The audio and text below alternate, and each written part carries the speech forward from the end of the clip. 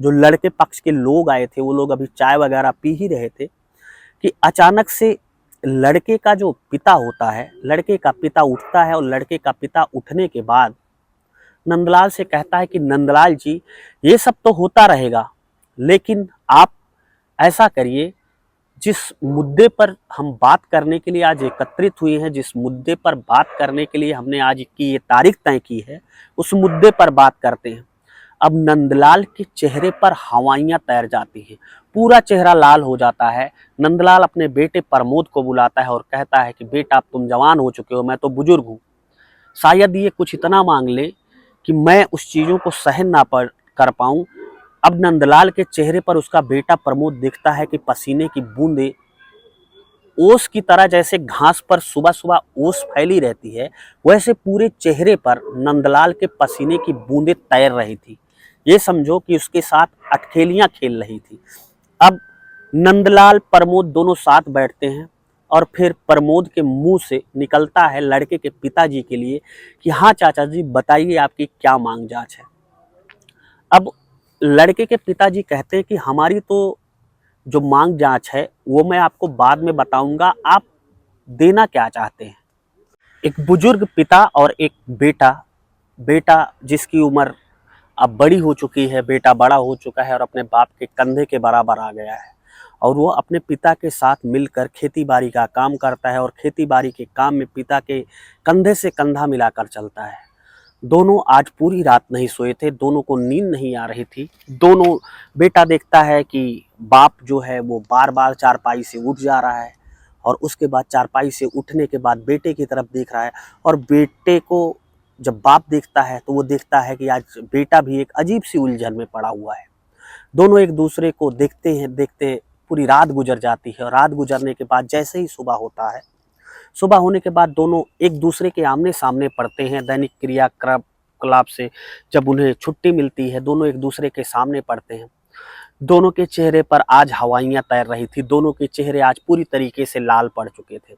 एक ऐसी उलझन जो उन्हें बहुत ज़्यादा परेशान करके रखी थी और वो सोच नहीं पा रहे थे कि आखिर ऐसा कौन सा काम करूं कि इस उलझन से वो बाहर आ जाएं। दरअसल दोस्तों, ये कहानी है एक छोटे से गांव की। एक छोटे से गांव का रहने वाला नंदलाल। नंदलाल बहुत ही मेहनतकश आदमी था। नंदलाल के पास पैतृक जमीन 5 बीघे की थी और 5 बीघे जमीन में वो खेती बाड़ी, खेती किसानी का काम करता था। खेती किसानी से जो अन्न उपजते थे, उन अन्न से अपने परिवारी जनों की भरपाई करता था।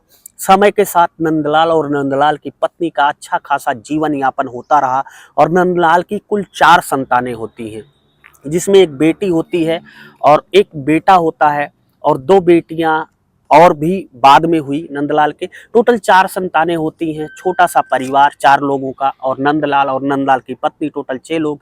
जैसे तैसे जीवन गुजर रहा होता है।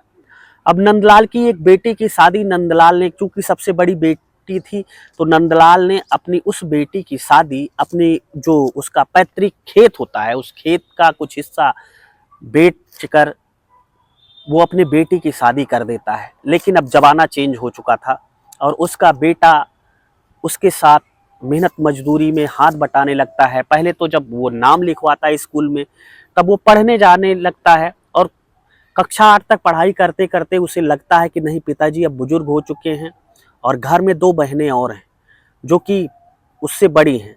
दरअसल इस किसान का नाम होता है नंदलाल और जो बेटा होता है इसका नाम होता है प्रमोद, और 2 बेटियां थी जिनका नाम था जूही और जूली। जूही और जूली दोनों ही बहुत मिलनसार लड़कियां थीं। पास पड़ोस में, मोहल्ले में पड़ोसी भी बहुत अच्छी नज़र से दोनों बेटियों को मानते थे और नंदलाल ने अपने दोनों बेटियों को अच्छी सामाजिक शिक्षा दे रखी थी। धीरे धीरे समय गुजरने लगता है। क्योंकि प्रमोद छोटा होता है और नंदलाल की दोनों बेटियां समय के साथ, जूही और जूली, बड़ी हो रही थी। अब दोनों जवान हो चुकी थी। अब रिश्तेदारों का जो नात थे, रिश्तेदार, गांव के पड़ोसी, मोहल्ले वाले, सब लोग कहते थे कि जूही और जूली में, जो कि जूही है वो बड़ी है, तो जूही की शादी निपटा दो। और नंदलाल और प्रमोद यानी बाप और बेटे दोनों ये सोच रहे थे कि शादी तो निपटा ही देंगे, लेकिन वो लोग इस फिराक में थे कि कहीं ऐसे लड़के मिल जाएं जो दो सगे भाई हों, दोनों एक साथ रहते हों, एक ही परिवार के हों, तो मैं अपनी दोनों बेटियों की शादी एक साथ ही कर दूंगा। क्योंकि गरीबी है और थोड़े से खर्चे में हमारे घर का जो है ये पूरा प्रोग्राम, हमारी दोनों बेटियों की शादी हो जाएगी। इस फिराक में प्रमोद और नंदलाल बहुत सारे लोगों के घर जाते हैं शादी देखने के लिए, और बहुत सारे लोगों के यहाँ शादियां देखते हैं, बहुत सारे लड़के देखते हैं। लेकिन दान दहेज और मांग ऐसी थी लोगों की, ऐसे मुंह फाड़ते थे लोग कि प्रमोद और नंदलाल की हिम्मत नहीं पड़ती थी कि शादी तय कर लिया जाए। लेकिन जब जैसे तैसे एक साल और गुजरता है और उन्हें कोई लड़का योग्य नहीं मिलता है, तब नंदलाल अपने बेटे प्रमोद से कहता है, प्रमोद बेटा, जो हमारी पैतृक जमीन है इसमें से कुछ जमीन हम फिर से गिरवी रख देंगे और फिर आगे मेहनत मजदूरी करके इसे वापस ले लेंगे। लेकिन अभी जैसे तैसे समाज का प्रेशर पड़ रहा है, लड़कियां जवान हो चुकी हैं दोनों, और अब सामाजिक दृष्टि से इन दोनों की शादी कर देनी चाहिए।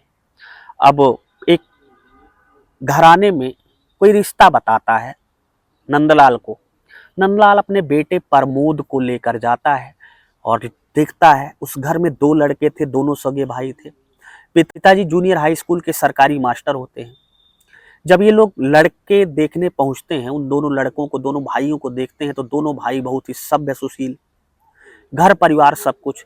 अब शादी तय होने की बात आती है तो लड़के वाले कहते हैं कि हम शादी तय कर लेंगे पर हमें लड़की देखनी है। अब फिर एक दिन तय होता है, जूही और जूली को देखने वाले लोग आते हैं, लड़के वाले जूही और जूली को दोनों देखते भी हैं, को पसंद भी करते हैं। फिर बात अटकती है दहेज की। उस समय जो लड़के पक्ष से लड़के के पिताजी आए होते हैं, वो नंदलाल से कहते हैं कि नंदलाल जी, इसकी बात हम इत्मीनान में करेंगे और एक समय नियत करके एक डेट फिक्स करेंगे, उस डेट पर बात करेंगे दान दहेज की। अब वो डेट फिक्स हो जाती है और उसी दिन डेट फिक्स होने के बाद ये लोग अपने घर चले जाते हैं। जब ये लोग देखने आए थे जूही और जूली को, तो प्रमोद और नंदलाल इनकी खूब आवाभगत करते हैं। और लड़के वाले जब लड़कियों से मिलकर जाते हैं तो लड़कियों का व्यवहार और प्रमोद और नंदलाल का व्यवहार लड़कों वाले के दिल में बस जाता है। अब मामला फंसता है दहेज के लिए कि दहेज की क्या मांग होगी, ये लोग क्या मांगेंगे। इन लोगों का घर बहुत अच्छी तरीके से बना हुआ है, पिताजी सरकारी टीचर हैं, अच्छी खासी खेती बाड़ी है। अब पता नहीं क्या मांग करेंगे। धीरे धीरे वो दिन गुजरने लगता है और वो दिन समीप आने लगता है, वो दिन नजदीक आने लगता है जिस दिन लड़के वाले ये तय करने आने वाले थे नंदलाल के घर, प्रमोद के घर, कि दहेज में क्या क्या दिया जाए और दहेज में क्या क्या उनकी मांग है। और उनका फ़ोन जैसे ही नंदलाल के पास आता है कि कल हम लोग आएंगे और दान दहेज की बात करेंगे, दोस्तों रात कैसे कटती है उस पिता की और उस बेटे की, वो नंदलाल और प्रमोद ही जानते हैं। दोनों पूरी रात एक दूसरे को देखकर काट देते हैं और सुबह जब होती है दोनों एक दूसरे को देखते हैं। फिर नंदलाल अपने बेटे प्रमोद से कहता है कि बेटा, मुझे डर लग रही है कि वो लोग कहीं हमारी औकात से ज्यादा ना मांग जाएं। प्रमोद अपने पिताजी को सांत्वना देता है कि पापा, पिताजी आप टेंशन मत लीजिए, मैं भी हूं आपके साथ। अगर हमारे हिम्मत में, हमारे औकात में, हमारे कब्जे में ये शादी आ रही होगी तब हम एक शादी करेंगे, अन्यथा फिर कोई दूसरा घर देखेंगे। हमारी हैसियत उनके बराबर की नहीं है। दोस्तों फिर आगे क्या होता है, क्या होता है, लड़के वाले दहेज में क्या मांगते हैं, क्या जूही और जूली की शादी उसी घर में हो पाती है जिस घर में वो दोनों लड़के थे, दोनों सगे भाई थे? क्या जूही और जूली एक ही घर में देवरान और जेठान बनकर जाती हैं? बहुत ही सामाजिक, बहुत ही प्यारी कहानी है। कहानी में आगे बढ़ने से पहले दोस्तों आपसे मेरा बस छोटा सा विनम्र अनुरोध है कि अगर अभी तक आपने चैनल को सब्सक्राइब नहीं किया है तो चैनल को सब्सक्राइब कर लेना, साथ में लाल बेल आइकन के बटन को प्रेस कर लेना, ताकि जब भी मैं ऐसी कहानियाँ जो समाज में एक सुधार की दृष्टि से हो, जो समाज में एक सुधार करने की गुंजाइश रखती हूँ, जिस कहानी को सुनने के बाद आपको थोड़ा सा भी लगे, उस कहानी से अगर आप थोड़ा सा भी सीख ले सके कि समाज में थोड़ा सा भी बदलाव आ सके, ऐसी कहानियाँ आपको इस चैनल पर मिलती रहती हैं तो चैनल को सब्सक्राइब कर लीजिएगा, साथ में बेल आइकन की बटन को प्रेस कर लीजिएगा ताकि जब भी मैं ऐसी कहानियाँ अपलोड करूँ तो उसका नोटिफिकेशन सबसे पहले आपको मिल जाए। दोस्तों, कुछ लोगों के नाम है जिनका प्यारा सा कमेंट हमें पिछली कहानी पर प्राप्त हुआ था और मैं आपसे बार बार रिक्वेस्ट करता हूं दोस्तों कि आप जब कमेंट करा करिए, आपका आशीर्वाद जब मिले, आप अपने दिल की मनोभावना को व्यक्त किया करिए, तो हमें ये ज़रूर बता दिया करिए कि आप पूरी कहानी किस ज़िले से, किस राज्य से, किस प्रदेश से, किस मोहल्ले से सुन रहे थे, ताकि मैं अगली कहानी में आपका नाम और आपकी जगह का नाम ज़रूर ले पाऊँ। दोस्तों, जो पिछली कहानी थी उस कहानी पर जिन लोगों का नाम आया था उनमें सबसे पहला नाम है श्रवण कुमार, जिला हरदोई से हैं, जिनका प्यारा सा कमेंट हमें हर कहानी पर मिलता रहता है। यूसुफ शेख हैं गांधीनगर गुजरात से, जिनका प्यारा सा कमेंट हमें मिला था। और विजय मिश्रा हैं अमेठी उत्तर प्रदेश से। इन 3 लोगों का प्यारा सा कमेंट आया था। उम्मीद है आप जरूर इस प्यारे से कहानी पर, प्यारी सी वीडियो पर कमेंट आपका जरूर आएगा और आप ये जरूर बताइएगा कि आप ये पूरी कहानी किस जिले से, किस राज्य से, किस प्रदेश से, किस मोहल्ले से, कहाँ से देख रहे थे। फिलहाल बिना देरी किए हुए कहानी की तरफ वापस लौटते हैं। दोस्तों, फिर वो समय आ जाती है और प्रमोद और नंदलाल दोनों आने वाले मेहमानों के लिए नाश्ता वगैरह तैयार करवाते हैं। चारपाई वगैरह द्वार के सामने बिछाई जाती है। कुछ पास पड़ोसी, कुछ रिश्तेदारों को बुलाया जाता है। अब दोनों बाप और बेटे के अंदर एक ही चीज गूंज रही थी कि कहीं ये जो शादी करने वाले लोग हैं, जिनके घर के 2-2 बेटों की शादी हमारे 2-2 बेटियों से, हमारे 2-2 बहनों से होनी है, कहीं ये लोग इतना ज़्यादा ना मांग लें कि हमारी औकात से बाहर और हम दे ना पाएं। बड़ी मुश्किल से, बहुत ही मेहनत करने के बाद ऐसा रिश्ता मिला है और ये रिश्ता अगर छूट गया तो दोनों बेटियों का क्या होगा। दोनों बेटियां, वैसे भी बहुत सारे लोग शादी के लिए देखने आए, लेकिन कहीं ना कहीं से जो समाज में दहेज की प्रथा चल रही है, ज़्यादा मांग जांच की वजह से शादियां नहीं तय हो पाई और इन दोनों बेटियों का, इन दोनों बहनों का घर नहीं बस पाया। यही सब सोच रहे थे। फिर कुछ देर बाद फोन आता है नंदलाल के पास कि वो लोग बस घर से कुछ दूर पे पहुंचे हैं। अब दोनों की धड़कनें, नंदलाल और प्रमोद, बाप और बेटे की धड़कनें तेज हो जाती हैं कि आने वाला समय अब क्या करेगा। कुछ देर में सब कुछ डिसाइड हो जाएगा कि ये रिश्ता तय होगा या ये रिश्ता तय नहीं होगा। क्या दोनों बेटियां उस घर जा पाएंगी या फिर से बाप और बेटे को गली गली लड़के ढूंढने के लिए, बर ढूंढने के लिए, अपने दोनों बेटियों के हाथ पीले करने के लिए नए बर की खोज करनी पड़ेगी।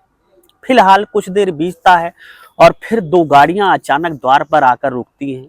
कुछ लोग, जिनमें कुछ महिलाएं थी, कुछ पुरुष थे, सब लोग नीचे उतरते हैं। नीचे उतरने के बाद उनका प्रमोद और नंदलाल, बाप और बेटे, जितना स्वागत सत्कार हो सकता है उतना स्वागत सत्कार दोनों लोग मिलकर अपनी औकात से ज़्यादा बढ़कर करते हैं। स्वागत सत्कार के बीच में ही, अभी स्वागत सत्कार चल ही रहा था, जो लड़के पक्ष के लोग आए थे वो लोग अभी चाय वगैरह पी ही रहे थे कि अचानक से लड़के का जो पिता होता है, लड़के का पिता उठता है और लड़के का पिता उठने के बाद नंदलाल से कहता है कि नंदलाल जी, ये सब तो होता रहेगा, लेकिन आप ऐसा करिए, जिस मुद्दे पर हम बात करने के लिए आज एकत्रित हुए हैं, जिस मुद्दे पर बात करने के लिए हमने आज की ये तारीख तय की है, उस मुद्दे पर बात करते हैं। अब नंदलाल के चेहरे पर हवाइयां तैर जाती हैं, पूरा चेहरा लाल हो जाता है। नंदलाल अपने बेटे प्रमोद को बुलाता है और कहता है कि बेटा, अब तुम जवान हो चुके हो, मैं तो बुजुर्ग हूँ, शायद ये कुछ इतना मांग ले कि मैं उस चीज़ों को सहन ना कर पाऊँ। अब नंदलाल के चेहरे पर उसका बेटा प्रमोद दिखता है कि पसीने की बूंदें ओस की तरह, जैसे घास पर सुबह सुबह ओस फैली रहती है, वैसे पूरे चेहरे पर नंदलाल के पसीने की बूंदें तैर रही थी।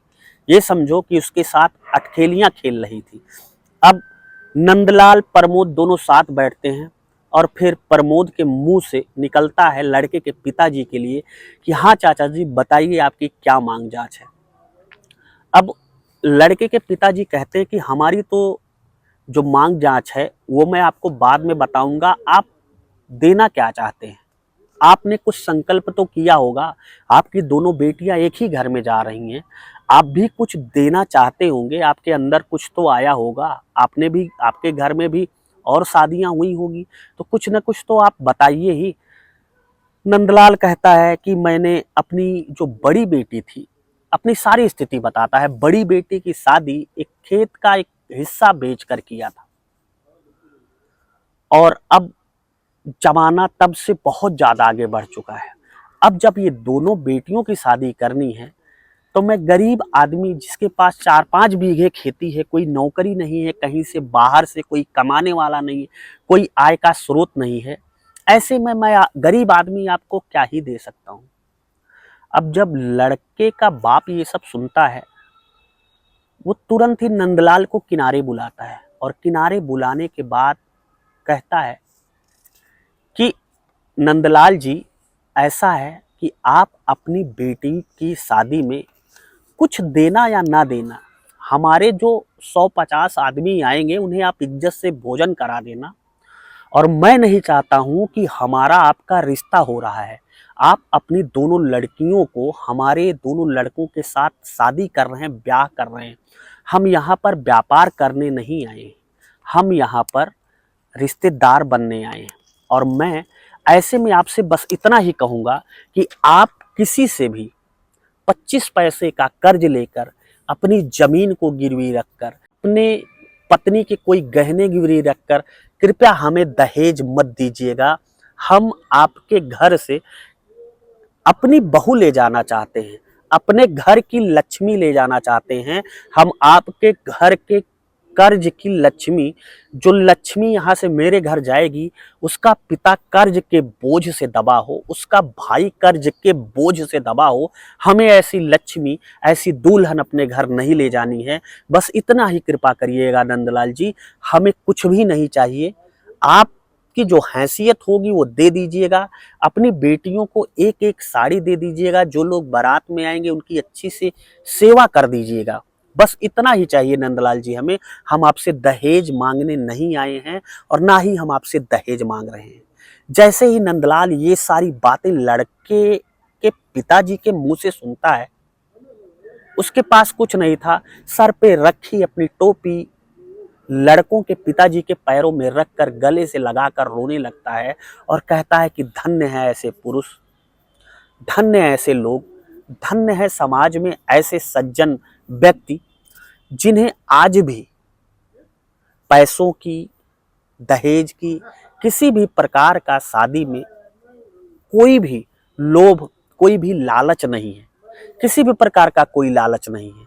दोस्तों, अगर ऐसे समाज में हर व्यक्ति हो जाए, तो शायद जो दहेज की प्रथा चल रही है, जो सबसे ज्यादा एक बाप की मजबूरी का पल होता है, वो होता है उसकी बेटी की शादी करना, वो भी एक अच्छे घर में, और फिर दान दहेज देकर। तो शायद ये दहेज की जो प्रथा चल रही है आज हमारे समाज में, जिसके पास कुछ भी नहीं है, वो भी अपने लड़के की शादी में मुंह फैलाकर मांगता है। इज्जत लीलाम हो जाए, उससे उसे कोई मतलब नहीं है, लेकिन मांगेगा जरूर। मुझे कार चाहिए, मुझे ये चाहिए, मुझे वो चाहिए। आदमी ये क्यों नहीं सोचता है कि हम जो ससुराल पक्ष से या लड़की वाले जो अपने हैसियत के हिसाब से दे रहे हैं, उतने में ही हम अपना गुजारा करें। अगर हमें समाज दिखानी है तो हम अपनी मेहनत के बल से, अपने कर्म के बल से दिखा सकते हैं। तो दोस्तों, ये थी आज की प्यारी कहानी। दोस्तों, कहानी को सुनाने का मकसद किसी को हैरान करना, परेशान करना नहीं था। इस कहानी को सुनाने का मकसद है कि समाज में ऐसी कहानियों को बढ़ावा देना, ऐसे लोगों को बढ़ावा देना है जो कि न दहेज लेते हैं और न दहेज देते हैं। दोस्तों, फिलहाल आपका नंदलाल और लड़कों के पिताजी के बारे में क्या कहना है? अपने दिल की राय हमें कमेंट बॉक्स में जरूर बताएं। और आप पूरी कहानी किस जिले से, किस राज्य से, किस प्रदेश के, किस मोहल्ले से, कहां से देख रहे थे, ये भी हमें जरूर बताएं, ताकि आने वाली कहानी में मैं आपका नाम जरूर ले सकूं। मिलता हूं ऐसी एक नई दिल को छू लेने वाली सामाजिक कहानी के साथ आपको जल्द ही। तब तक के लिए जय हिंद, वंदे मातरम।